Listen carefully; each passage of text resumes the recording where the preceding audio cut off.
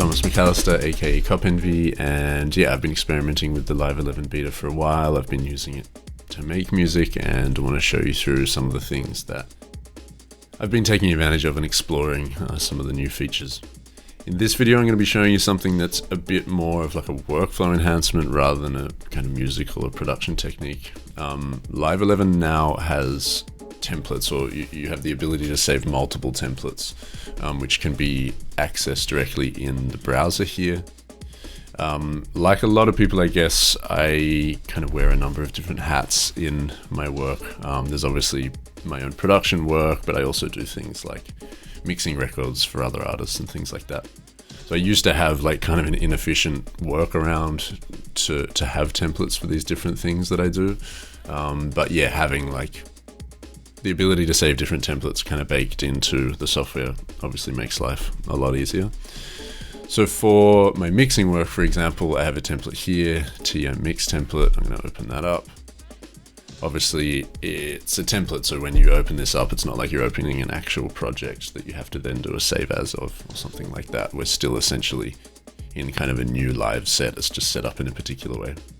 So for my mix template, I have things that I like to have and things that I set up every time I do a mix. So I have like my dummy master bus, I have an area for the demo mix and reference mix, I have an area to drop in the stems.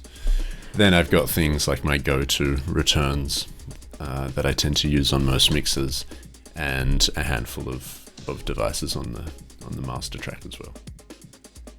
For my production work, or for my own music, I have a template here that I've been kind of setting up. It's pretty bare bones, if it ever opens up.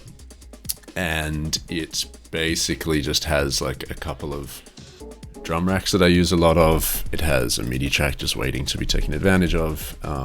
Again, a handful of returns that I use a lot of in my own music, and again, some stuff sitting on the master.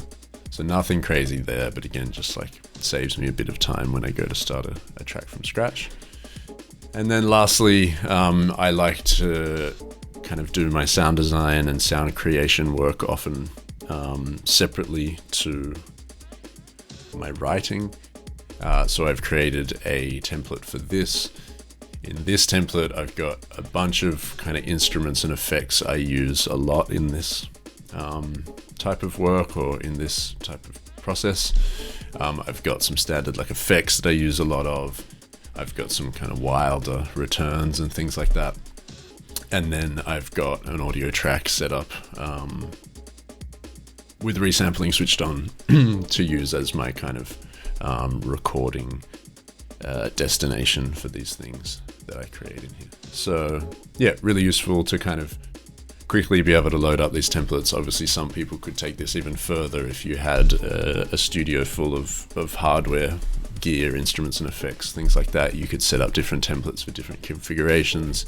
If you did things like podcasting or different types of live recording, you could obviously have templates for that sort of stuff as well.